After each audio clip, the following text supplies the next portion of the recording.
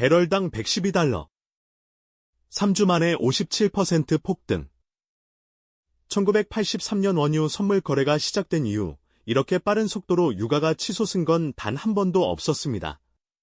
호르무즈 해협이 막혔고 전 세계 원유 공급의 20%가 한순간에 증발했는데 사람들은 기름값 올랐네 물가 걱정이네 여기서 멈추죠.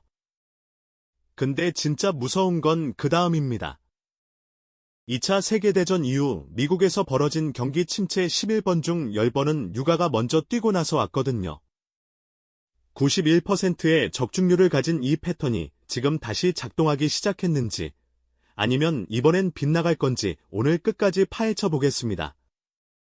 2월 28일 미국과 이스라엘이 이란을 공습하면서 전쟁이 시작됐고 이란은 3월 4일부터 호르무즈 해협을 폐쇄한다고 선언했습니다.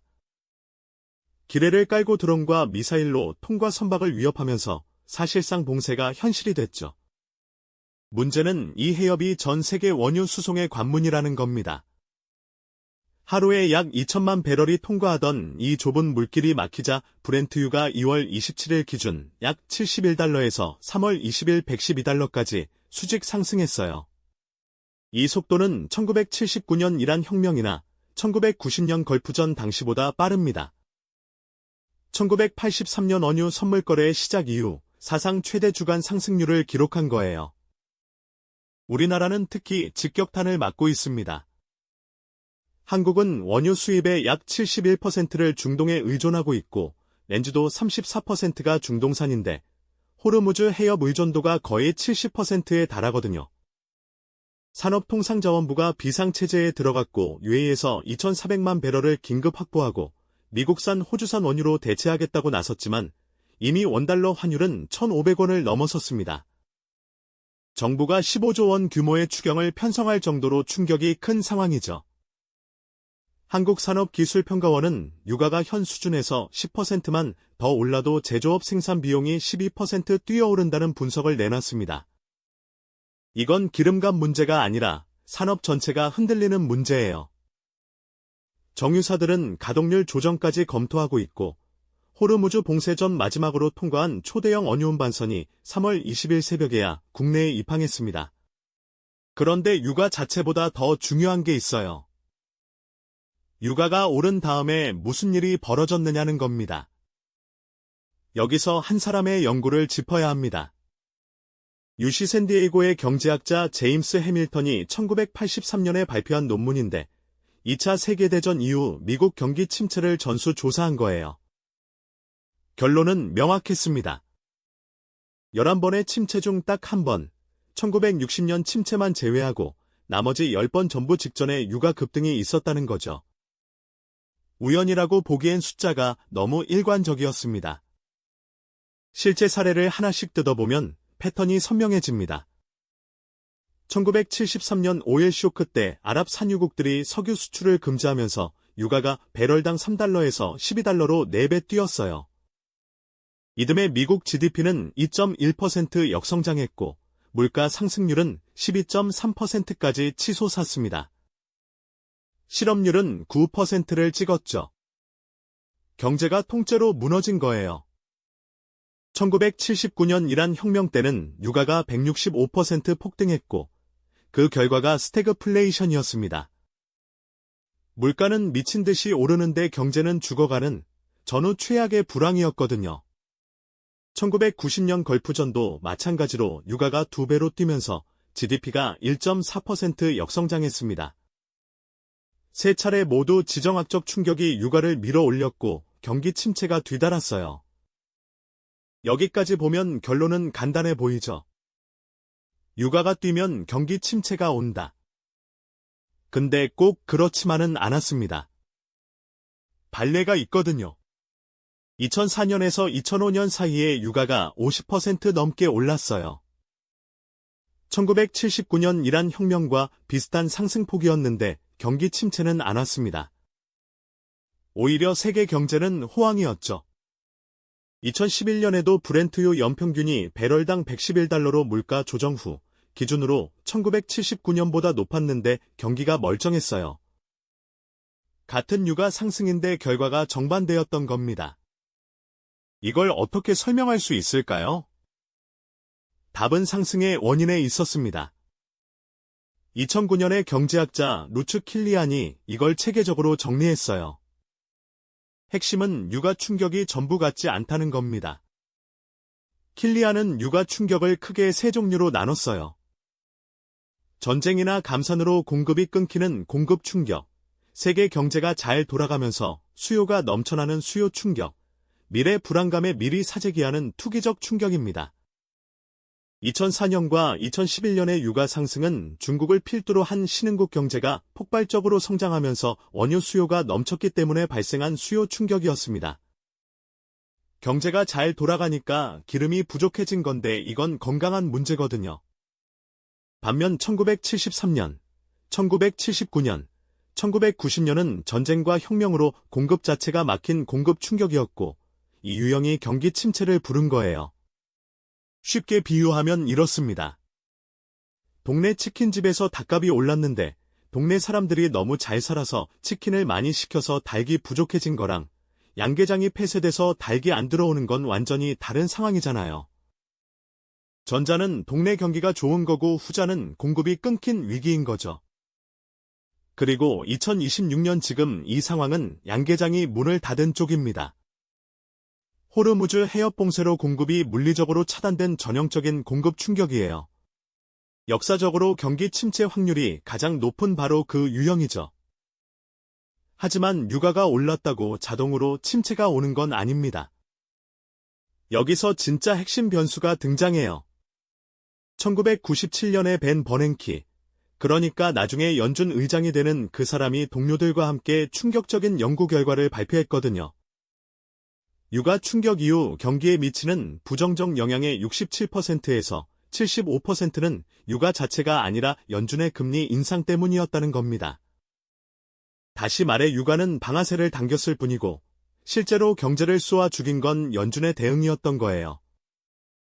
유가가 오르면 물가가 뛰고 물가가 뛰면 연준이 인플레이션을 잡겠다며 금리를 올리고 금리가 오르면 기업 투자와 가계 소비가 동시에 얼어붙으면서 경기가 꺼지는 구조입니다. 버냉키 연구팀은 시뮬레이션까지 돌렸는데 만약 연준이 금리를 올리지 않았다면 GDP 하락 자체가 피해졌을 수도 있었다는 결론을 냈어요. 1979년이 완벽한 사례입니다. 당시 연준 의장 폴 볼커가 인플레이션을 잡겠다며 기준 금리를 19%까지 끌어올렸거든요. 육아 충격에 금리 충격이 겹치면서 미국 경제가 완전히 주저앉은 거죠. 반대로 육아 충격만 놔두면 경기 위축 효과는 대략 10개월 안에 자연스럽게 사라진다는 게 연구의 핵심이었습니다. 진짜 범인은 육아가 아니라 금리였던 거예요. 그러면 지금 2026년 연준은 어떤 상황에 놓여 있느냐? 딜레마입니다. 불과 한 달 전만 해도 연준은 금리를 내릴 준비를 하고 있었어요. 트럼프 행정부의 관세 정책으로 경기 불확실성이 커지면서 인하 압력이 있었거든요. 실제로 연준은 3월 18일 회의에서 기준 금리를 3.5%에서 3.75% 범위로 동결했는데 11대 1로 동결을 결정하면서 올해 금리 인하를 한 차례만 전망한다고 밝혔습니다. 파월 의장은 기자회견에서 육아 충격의 인플레이션 영향이 일시적일 수 있다면서도 반복되는 충격이 인플레이션 기대를 흔들 수 있다고 경고했어요. 스태그플레이션이냐는 질문에 파월은 그건 1970년대 용어라고 선을 그었죠. 하지만 시장은 그 말을 곧이곧대로 받아들이지 않고 있습니다. 핵심은 연준이 금리를 내리면 이미 불붙은 물가에 기름을 끼얹는 꼴이 되고 올리면 전쟁 충격에 짓눌린 경기를 한 번 더 밟는 꼴이 된다는 거예요. 내릴 수도 없고 올릴 수도 없는 상태에서 손발이 묶여 있는 거죠.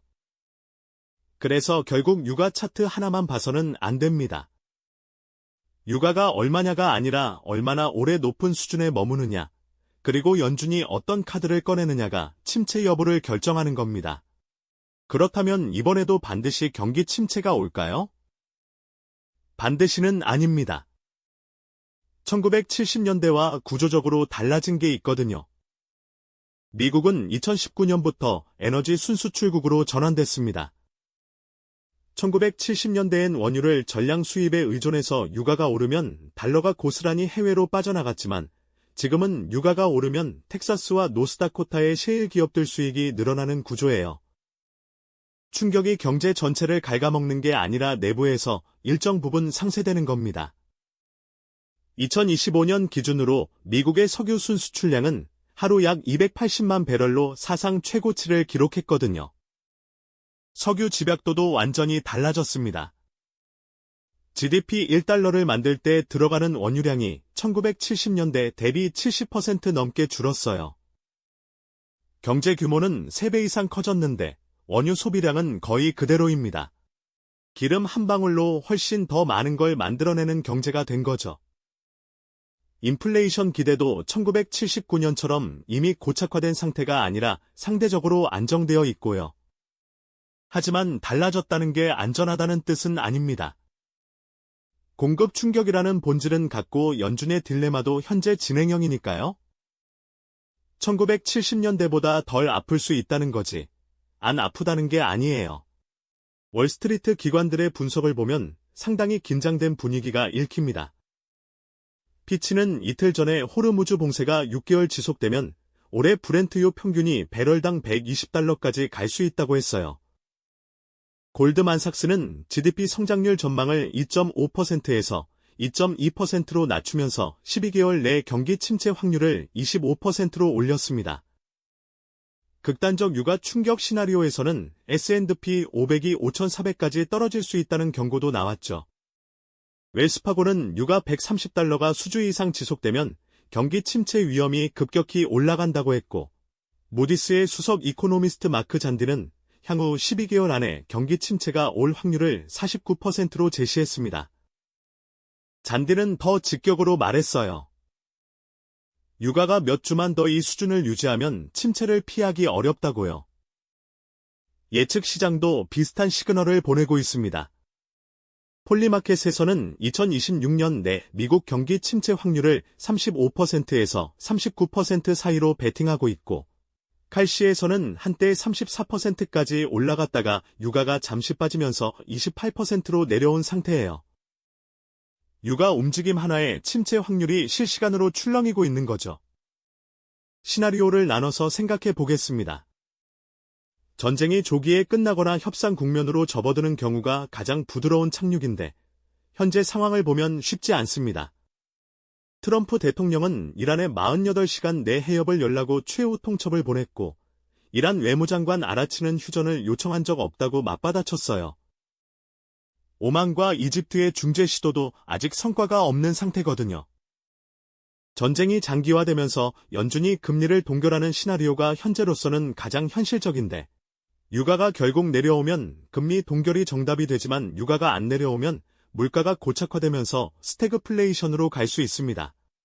1970년대 초반에 연준이 금리 인상을 너무 늦게 했다가 나중에 볼커가 19%까지 한꺼번에 올려야 했던 게 바로 이 시나리오였어요. 같은 실수가 반복될 수 있는 거죠. 유가가 130달러를 넘어서 수개월 버티는 시나리오부터는 기업 비용이 감당 불가 수준으로 올라가고 소비가 눈에 띄게 줄어들기 시작합니다. S&P 500은 이미 3월 들어 5% 넘게 빠졌고 나스닥은 4주 연속 하락 중이에요. JP모건은 S&P 500 연말 목표치를 7,500에서 7,200으로 낮췄고 유가가 고공행진을 계속하면 6,300에서 심하면 5,400까지 떨어질 수 있다고 했습니다. 최악은 유가 140달러 이상에서 연준이 금리 인상까지 단행하는 경우인데 이건 1979년 패턴의 재현이에요. 유가 충격에 금리 충격이 겹치는 구조는 역사적으로 한 번도 좋게 끝난 적이 없었습니다. 결국 유가 폭등은 기름값 문제가 아니에요. 공급 충격이냐 수요 충격이냐가 성격을 결정하고 얼마나 오래 지속되느냐가 강도를 결정하고 연준이 어떻게 반응하느냐가 결과를 결정하는 3중 구조입니다. 유가가 올랐다고 자동으로 침체가 오는 게 아니고 유가가 올랐다고 무조건 괜찮은 것도 아니에요.